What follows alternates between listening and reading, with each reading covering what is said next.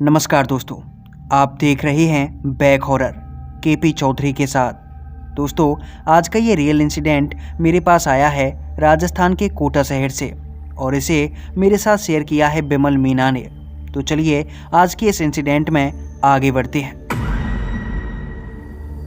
दोस्तों, बिमल, पवन और आकाश ये तीनों दोस्त कोटा के अंदर नीट की तैयारी कर रहे थे और ये बात थी साल 2023 की, जब एनिमल फिल्म थिएटर्स में लगी हुई थी। इन तीनों दोस्तों में आकाश को फिल्म देखने का काफ़ी ज़्यादा शौक था। हालांकि जो पवन और बिमल थे, इन दोनों को फिल्म वगैरह देखने का इतना शौक नहीं था, लेकिन आकाश बार बार इनसे जिद कर रहा था कि उसे एनिमल फिल्म देखने के लिए जाना है और अपने दोनों दोस्तों को साथ लेकर जाना है। वैसे इन दोनों का मन था नहीं, यानी कि बिमल का और पवन का, लेकिन जब आकाश नहीं माना तो इन्होंने प्लान बनाया कि ठीक है, कल रात को चलते हैं फिल्म देखने के लिए। अब जो ये तीनों दोस्त होते हैं वो अगली रात लगभग 8 बजे के आसपास अपने रूम से निकल जाते हैं। दरअसल ये तीनों के तीनों एक ही रूम पर रहा करते थे और इसीलिए इनकी दोस्ती भी काफी ज्यादा गहरी हो गई थी। अब जो सिनेमा हॉल था वो इनके रूम से तकरीबन 6 किलोमीटर दूर था, तो ये आसानी से ऑटो करते हैं और सिनेमा हॉल पहुंच जाते हैं। तो रात के करीब 8 साढ़े 8 बजे के आसपास ये तीनों ही दोस्त सिनेमा हॉल तक पहुंच चुके थे और जो फिल्म का शो लगने वाला था वो था लगभग 9:30 बजे के आसपास। मतलब शो स्टार्ट होने में तकरीबन 1 घंटा बचा हुआ था। तो ये तीनों दोस्त तकरीबन 1 घंटे तक इधर उधर घूमते हैं, टिकट लेते हैं और जैसे ही शो स्टार्ट होता है तो ये तीनों दोस्त फिल्म देखने के लिए थिएटर में पहुंच जाते हैं और फिल्म देखते देखते इन्हें रात का तकरीबन 1 बज जाता है। और जब ये थिएटर से बाहर निकलते हैं तो ये देखते हैं कि उस समय पर रात के तकरीबन 1:30 बजे का समय हो चुका था। अब ये तीनों उधर से ऑटो करने की सोचते हैं, लेकिन इनकी किस्मत उस दिन बहुत ज़्यादा खराब थी। इन्हें काफ़ी देर तक ट्राई करने के बाद कोई भी ऑटो, कोई भी कैब या फिर कोई भी ऐसा व्हीकल नहीं मिलता है जो कि इन्हें इनके रूम तक पहुंचा सके। ये काफ़ी कोशिश करते हैं, लेकिन कोई भी व्हीकल इन्हें मिल ही नहीं रहा था जो कि इन्हें इनके रूम तक ले जा सके।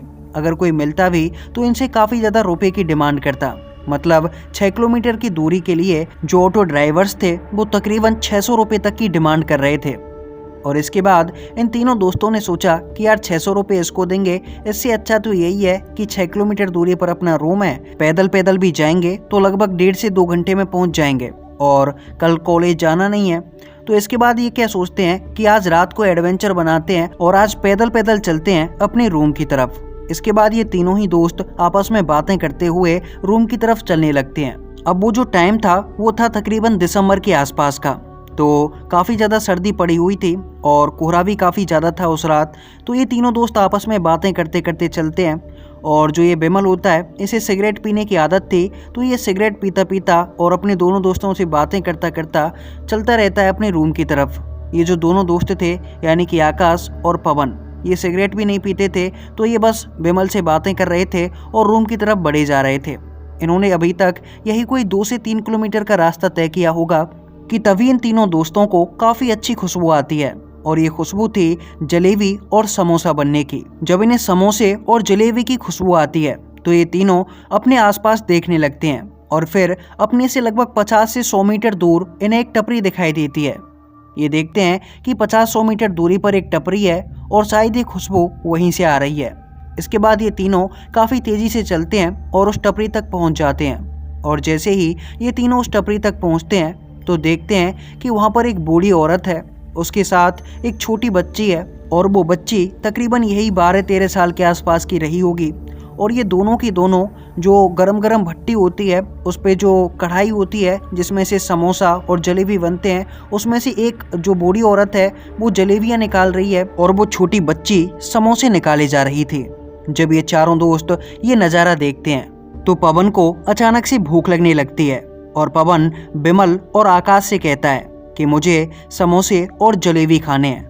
बिमल और आकाश पवन की ये बात सुनकर कहते हैं कि रात के 2 बजे हुए हैं और इस टाइम पे तुझे खाना खाना है। यार पवन, तू भी ना बस पेट लेके ही पैदा हुआ है, तेरे पास खाने के अलावा दूसरा कोई काम ही नहीं होता।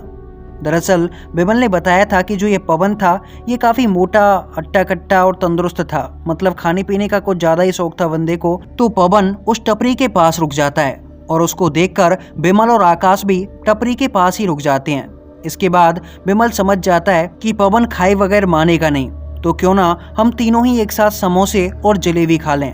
तो जैसे ही ये तीनों दोस्त उस टपरी के पास रुकते हैं, तभी विमल के मन में आता है कि यार अभी तो रात के 2 बजे हुए हैं और ये बूढ़ी औरत इतनी जल्दी ये समोसे और जलेबी क्यों बना रही है। तो विमल उस बूढ़ी औरत से पूछता है, अम्मा आप इतनी रात को जलेबी और समोसे बना रही हो, सुबह तक तो ये ठंडे हो जाएंगे, अभी बनाने से क्या फ़ायदा, सुबह ही बना लेती। विमल जैसे ही ये बात उस बूढ़ी औरत को कहता है, तो वो बूढ़ी औरत विमल की ये बात सुनकर विमल से कहती है कि दरअसल मुझे सुबह और कहीं भी काम करने जाना होता है, ये दुकान मेरे पति आकर चलाते हैं और अभी वो अपने घर पर हैं, जैसे ही सवेरा होगा वो दुकान पर आ जाएंगे। तब तक हम दोनों दादी और बेटी समोसे और जलेबियां बना रहे हैं, क्योंकि सुबह 6 बजे से ही यहाँ पर ग्राहक आना शुरू हो जाते हैं। उस बूढ़ी औरत के इतना कहते ही पवन बोलता है, अरे वो सब छोड़ो, आप हमें खिलाओगे? ऐसा करो हम तीनों के लिए एक एक समोसा और 100 ग्राम जलेबी लगा दो। पवन के इतना कहते ही वो बूढ़ी औरत इन तीनों दोस्तों से कहती है कि तुम तीनों यहीं पर थोड़ी देर बैठो, मैं अभी तुम्हारे लिए खाना लगाती हूँ। और इसके बाद वो बूढ़ी औरत मुस्कुराते हुए आती है और इन तीनों के हाथ में समोसे और जलेबियां पकड़ा देती है। इसके बाद जैसे ही ये तीनों के तीनों समोसे और जलेबियां खाने लगते हैं, तो पवन जैसे ही सबसे पहले जलेबी चखता है तो जलेबी को चखते ही फेंक देता है, क्योंकि उसे जलेबी का टेस्ट बहुत गंदा लगा था। इसके बाद पवन दोनों दोस्तों की तरफ देखता है और उनसे बोलता है कि यार इसका टेस्ट तो बहुत खराब है। और जैसे ही पवन आकाश और विमल को ये सब बोलता है, तो विमल और आकाश भी उन जलेबियों को चखने लगते हैं। लेकिन जलेबियों को चखते ही वो दोनों दोस्त उन्हें एक साथ थूक देते हैं। और विमल ने मुझे बताया कि वो जो जलेबियां थीं उनका टेस्ट चखने पर कुछ ऐसा लगा था कि मानो उन्होंने कई दिनों की सड़ी गली चीज खा ली हो। और इसके बाद जैसे ही उन्होंने वो जलेबियां थूकी और पीछे पलटकर उस बुढ़िया की तरफ देखा, दरअसल वो तीनों उस बुढ़िया से कहना चाहते थे कि आखिर ये कैसी जलेबियां बनाई हैं और ये कैसे समोसे हैं। इतना कहने के लिए जैसे ही वो पीछे की तरफ पलटे तो वो देखते हैं कि वहाँ पर ना तो वो बुढ़िया मौजूद थी, ना ही उसकी वो दुकान मौजूद थी और ना ही वो छोटी बच्ची मौजूद थी। ये देखकर तीनों के तीनों एकदम से खड़े होते हैं और देखते हैं कि जिस बेंच पर वो बैठे हुए थे वो बेंच नहीं बल्कि एक लक्कड़ था, एक पेड़ का लक्कड़, जिसे देखकर ऐसा लग रहा था कि मानो कोई पेड़ आंधी या बरसात के कारण जमीन पर गिर गया हो और ये कई सालों से इसी जगह पर पड़ा हुआ हो।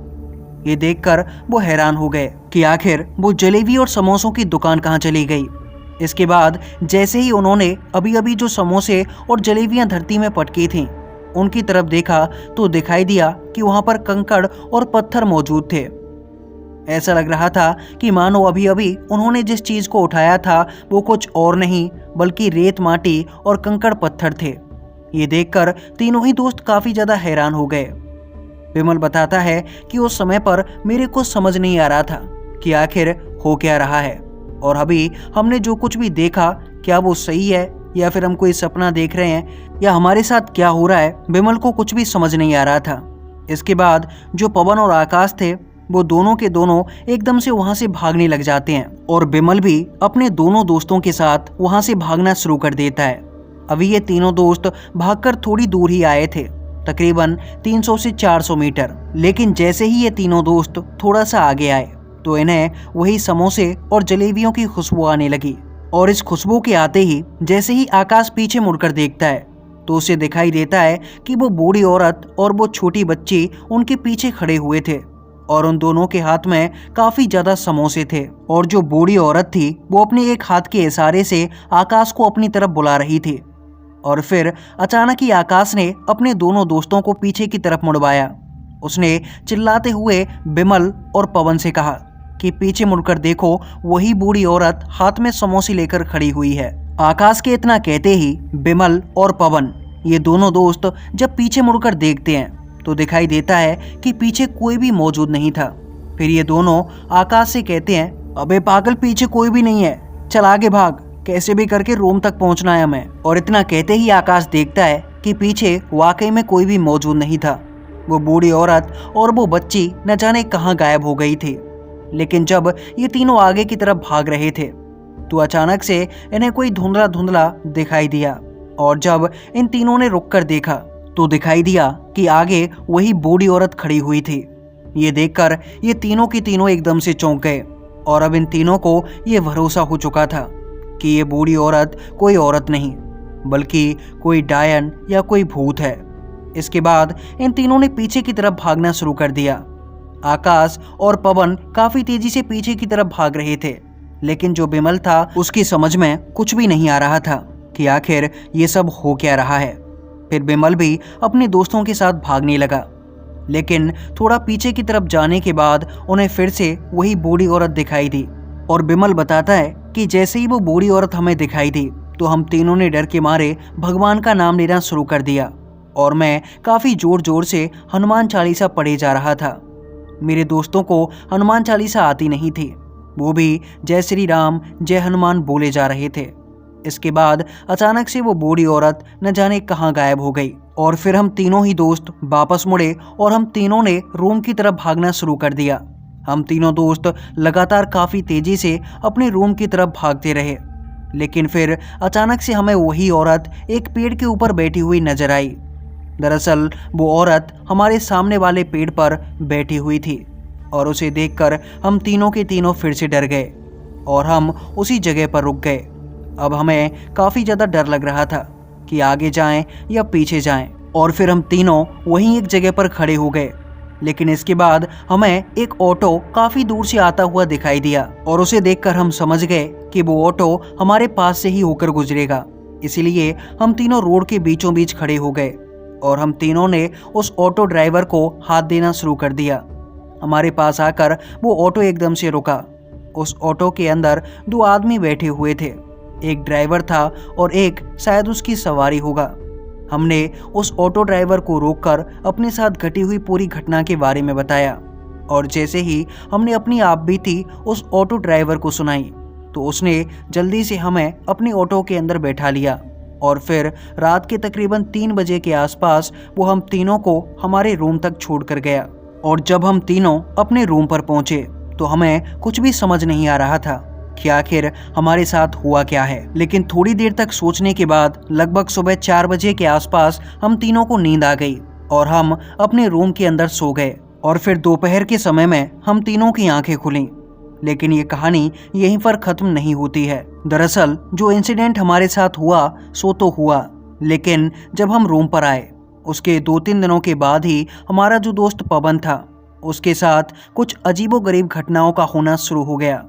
वो रात में अचानक से चीखने चिल्लाने लग जाता। हम तीनों दोस्त जब स्टडी करने के लिए बैठते थे तो पवन भी हमारे साथ बैठता, लेकिन फिर अचानक से न जाने उसे क्या होता, वो अचानक से ही खड़ा होता और रूम के एक कोने में जाकर बैठ जाता और फिर कुछ देर के बाद वहाँ पर बैठकर रोना शुरू कर देता। उसकी ये अजीबोगरीब हरकतें देखकर हमें भी डर लगने लगा था और फिर हमने उसके पेरेंट्स को सब कुछ बता दिया कि दरअसल हमारे साथ ये घटनाएं हुई थीं और अब पवन के ऊपर हो सकता है कि कोई मानसिक दबाव आ गया है, आप इसे किसी डॉक्टर को दिखाइए। इसके बाद पवन के माता पिता उसे अपने घर पर ले गए और मुझे पता चला कि पवन घर जाने के बाद भी ऐसी ही हरकतें किया करता था और पवन ने तकरीबन 3 महीनों तक ऐसी हरकतें की थीं। लेकिन अब पवन पूरी तरह से ठीक है और जब मैं पवन से पूछता हूँ कि आखिर उसे क्या दिखाई देता था, वो ऐसे अचानक रोने क्यों लग जाता था, तो पवन कहता है कि उसे इसके बारे में कुछ भी पता नहीं। दरअसल उसके घर वाले उसे कई सारे तांत्रिकों और कई सारे पंडितों के पास लेकर गए थे जिन्होंने उसका इलाज किया। तो दोस्तों ये थी बिमल जी की कहानी। चलिए बढ़ते हैं आज की अपनी दूसरी कहानी की ओर।